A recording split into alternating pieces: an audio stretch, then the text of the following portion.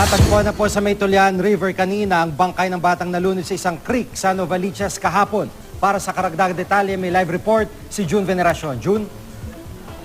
Jiggy, inabot na ng gabi kahapon ng mga diver ng Philippine Coast Guard sa batang naanod ng malakas na agos ng Tulyahan River sa kasagsagan ng malakas na pag-ulan kahapon. Pero bigo silang mahanap ang 6 na taong gulang na si Aristeo Jumong Nertio. Ipinagpaliban ng rescue operation dahil sa lakas ng agos sa ilog.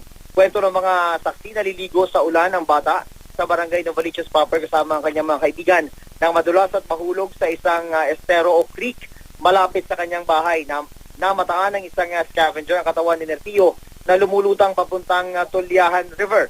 Kaninang alas 7 ng umaga, nagulat na lang ang mga residente ng barangay Gulod, Novaliches nang may makitang katawan ng bata sa mababaw na bahagi ng Tulyahan River. Mismong tatay at iba pang kaanak ng biktima ang kumuha raw sa katawan ng nalunod na bata.